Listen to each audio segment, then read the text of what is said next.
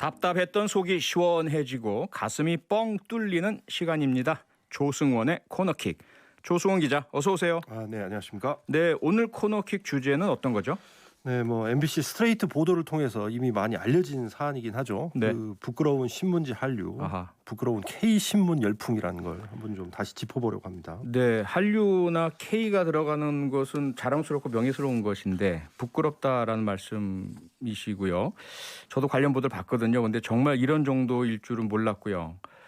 우리 신문이 폐지로 수출이 된다. 근데 그 양이 어마어마하다면서요. 예, 코로나 이전에 해외 여행 같은 거 가서 이렇게 한국 신문 우연히 보게 되면 막 반갑고 그러잖아요. 그래서 그렇죠. 막, 야, 이걸 여기서 보네. 그러면서 막 웃고 그랬는데 이거는 전혀 반가운 일이 아닙니다. 말씀하신 대로 얼마나 지금 한국 신문지가 폐지로 해외로 팔려나가는가를 보니까요. 올해 1월, 2월 두 달 동안 해외에 팔린 신문지가 통계청 자료로 나온 것만도 2만 9천 톤에 달합니다. 2만 9천 톤이요? 예, 톤입니다. 우와. 베트남, 필리핀, 태국, 인도네시아, 파키스탄 할 거 없고요. 아프리카까지 지금 진출했다고 합니다. 예. 그래서 지금 필리핀 시장에 가면 과일 포장지 이런 게 죄다 한국 신문이고 아하. 태국 가보니까 꽃가게 꽃 포장지, 채소 포장지 이런 게 다 한국 신문. 그리고 방콕 이케아에 갔더니 여기서도 가구 포장할 때 한국 신문으로 하더라. 이런 지금 상황입니다.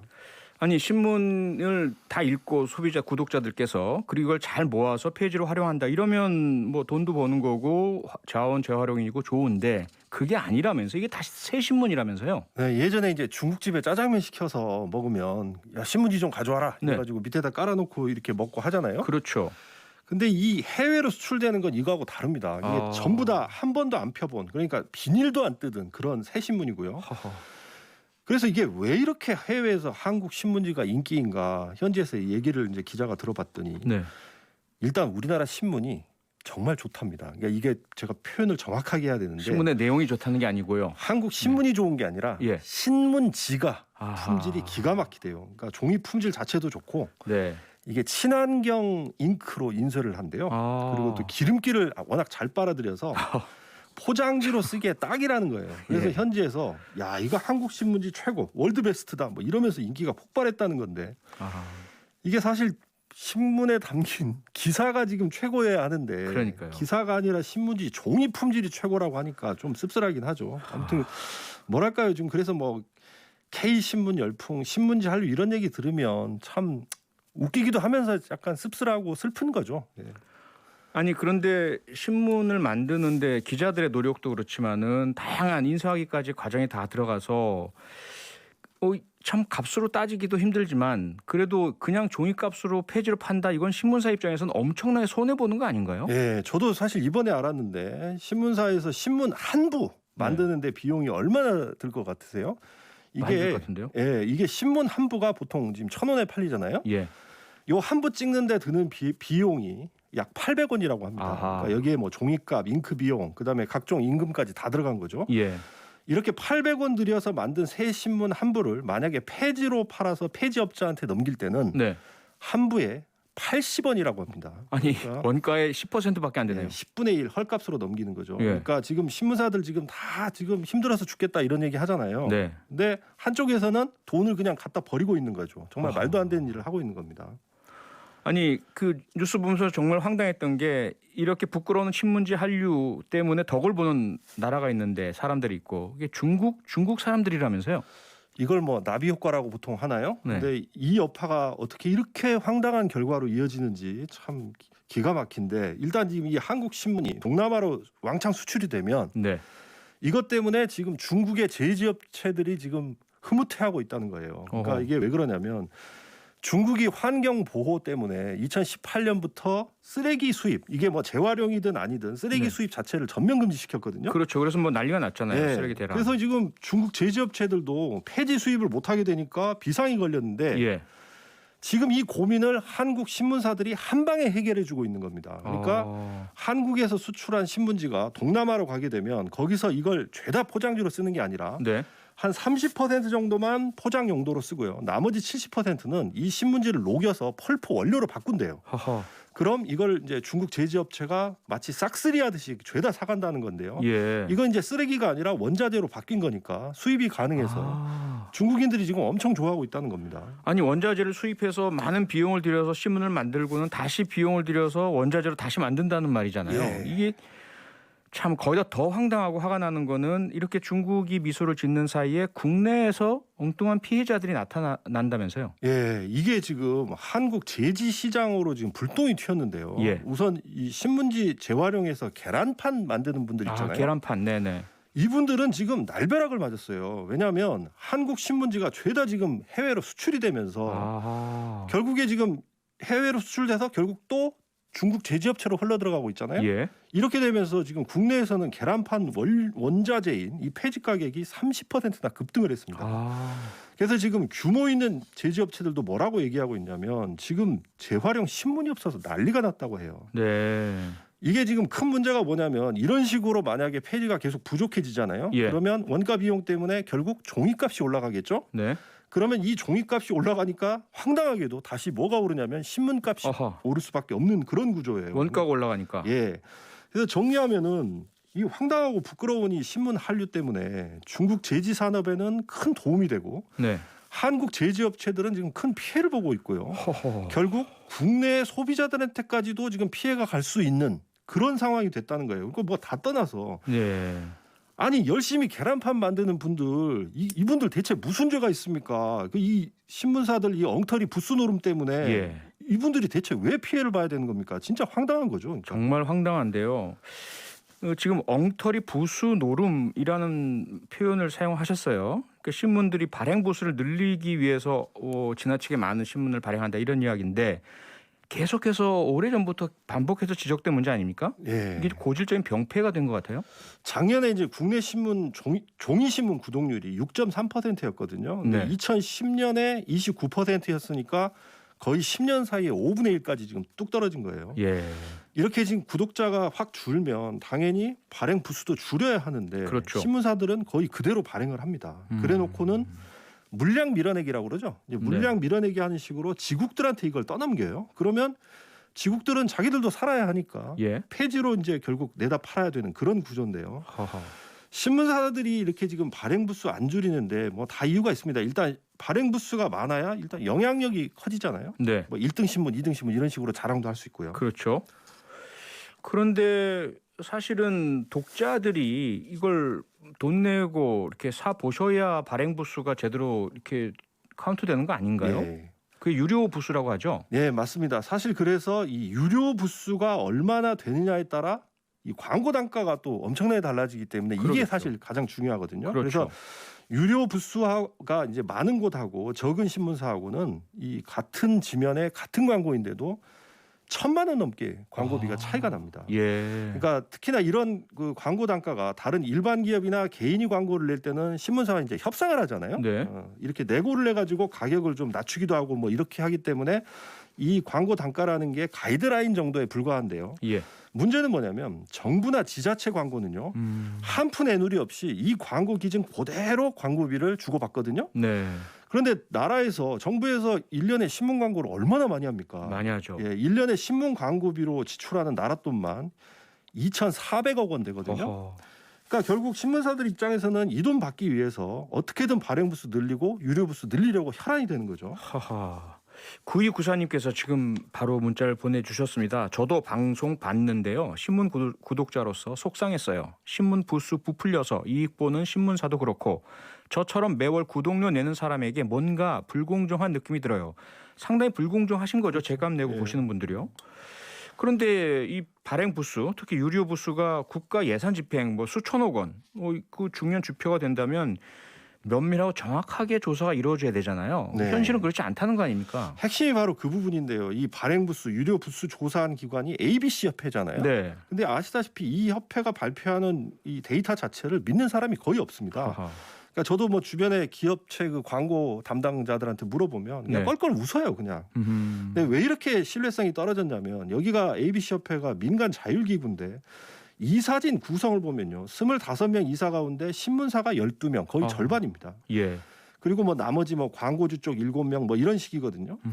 더구나 이 신문사에서 온 이사 12명이 이분들이 대부분 뭐 하는 분들이냐면 유력 일간지 판매국장 이런 거 하는 분들이에요. 예. 그러니 뭐 조사가 제대로 되겠습니까? 그래서 흔히 ABC 협회 조사를 뭐라고 그러냐면 시험지 채점을 선생님이 아니라 학생 스스로 하는 꼴이다. 뭐 이런 말까지 하거든요. 예. 네, 그러다 보니까 최근에 유료 부수 조작 의혹까지 터져 나오고 이 공익 제보자도 있었잖아요. 네. 내부 제보자도 있었고요.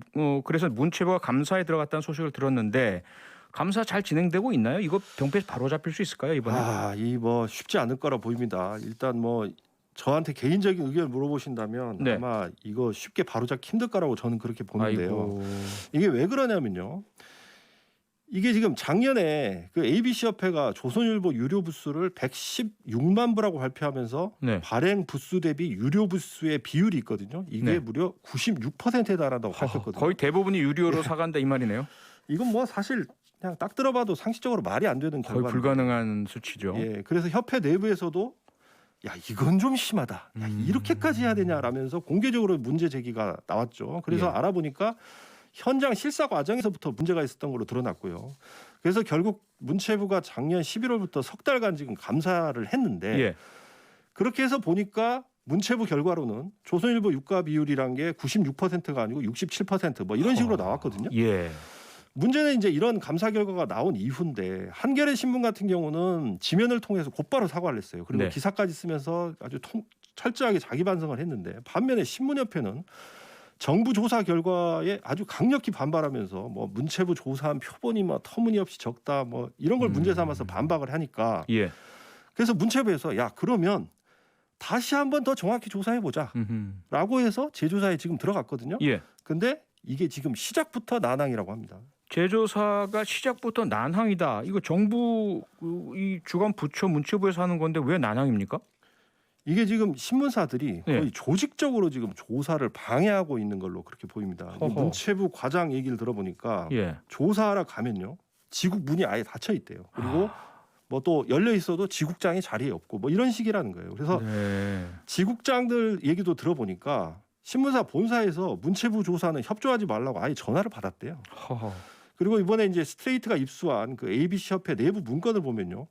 문체부 조사 과정의 문제점을 부각해야 한다. 뭐 범죄자 조사하듯 압박을 하면 행정기관 갑질로 인권이나 문체부에 진정할 거다. 뭐 이런 식의 내용이 들어 있거든요. 그러니까 결국 신문사하고 지금 ABC 협회가 그냥 똘똘 뭉쳐가지고 정부 조사 못하게 지금 막는 거 아닌가 그렇게 생각이 되거든요. 뭐 이런 상황에서 조사가 제대로 이루어지겠습니까? 그야말로 이건 공무집행 방해인데요. 사보타지고요. 정말 답답한데 지금 김채연님께서 문자로 답답함을 호소하셨어요. 아니 그러면 신문사에 광고를 의뢰하는 광고주들은 이런 사정을 모르겠습니까? 알면서도 좀 계속 광고를 맡긴다는 거 아니에요? 예. 참 답답한데 결국 이러다 보니까 발행 부수는 제대로 늘어나지 않는데 신문은 계속 늘려서 찍어내고 결국 그 결과가 신문 한류라는 세상에 부끄러운 일이 벌어진다는 거잖아요. 네. 이거 해결책도 안 보인다. 뭐 재조사도 힘들 것 같다. 이런 비관적인 전망을 조성 기자 주셨어요. 예. 일단 이번에 지금 드러난 이 발행 부수 조작 의혹, 요거는 지금 고발이 돼서 경찰이 조사는 하고 있는데 예. 아직 뭐 지금 고발인 조사 정도만 했다고 해요. 어허. 근데 이제 뭐 딱 생각해 보면 보통 이런 거 조사한다고 하면 대한민국의 신문사들이 가만히 있겠습니까? 예. 밤의 권력이라고 하잖아요. 이분들이 가만히 있을 분들이 아니잖아요. 예. 그래서 경찰 조사 제대로 이루어질지 저 솔직히 좀 의문입니다. 그래서 결국은 근본적으로 이거를 해결하려면 딱 두 가지 정도 해결책이 있는데요. 우선 뭡니까? 하나는 예. 이 조사 제대로 하기 힘든 이 ABC 협회를 싹 갈아엎으면 됩니다. 일단 어허. 하나는. 예. 그러니까 예를 들어서 뭐 신문사 출신들이 지금 돌아가면서 맡는 회장 그리고 일간지 판매국장들이 지금 이사진에 대거 포진해 있잖아요. 네. 이런 구성만이라도 좀 바꾸면 될 텐데 이게 또 민간 자율기구잖아요. 네. 이게 뭐 쉽게 안 되겠죠. 이게 민간 자율기구니까요. 아하. 그래서 지금 전문가들 얘기해 보면 결국은 딱 한 가지 해법이 남는데요. 네.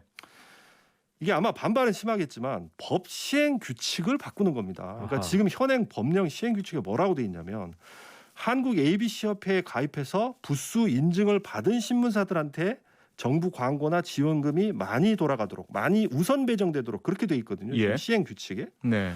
이거를 이참에 삭제해버리거나 아니면 뜯어 고쳐서 음흠. 앞으로 유료 부수 인증은 ABC 협회가 아니라 다른 공신력 있는 기관한테 아예 맡기고 그래야 되겠는데요? 이런 믿을 만한 데이터를 갖고 정부 광고도 바로 그 기준대로 나눠주면 되거든요. 그렇죠. 예. 그래서 어떻게 보면 참 쉬운 해결책인데 네. 이게 뭐 법 그 시행 규칙을 바꾸면 되는 문제니까요. 근데 어찌 또 생각해 보면 또 다른 측면에 생각해 보면 이게 또 참 쉽지 않을 것 같다. 왜냐?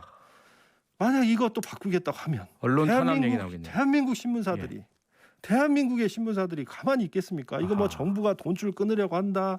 야 언론 탄압 당하고 있다. 별 얘기를 아마 기사로 쓸 거라고요. 그러게요. 그래서 과연 이걸 제대로 할 수 있을지 아마 힘들지 않을까 싶기도 하고 신문들이 사실 자체 개혁을 하면 제일 좋잖아요. 그래서 근데 이게 보면 저도 기자지만 네. 이게 남의 잘못 맨날 비판하고 이렇게 후벼 파면서 예. 자기들이 저지르는 부끄러운 짓에서는 정말 단 한마디 말도 없는 게 너무 좀 이상한 거죠. 사실 이번 스트레이트 보도 이후에 지금 2주가 지났는데 네. 단 한 줄 기사가 없습니다. 단 한 줄. 아이고. 네, 명색이 언론사인데 반성하는 좀 신용이라도 좀 해야 되는 거 아닌가. 그래야 자기들이 남을 비판해도 네. 그래야 자기 잘못도 좀 인정을 해야 권위가 좀 서지 않겠습니까? 언론사도 언론사지만 대한민국 기자들은 대한민국 최고의 엘리트들인데요. 이 세상이 빛과 소금이 된다는 기자가 되실 때 가졌던 마음으로 이 문제 스스로 한번 해결해 주셨으면 하는 그런 간절한 바람을 가져봅니다. 조수원의 코너킥 오늘은 여기서 마치겠습니다. 수고 많으셨습니다. 네.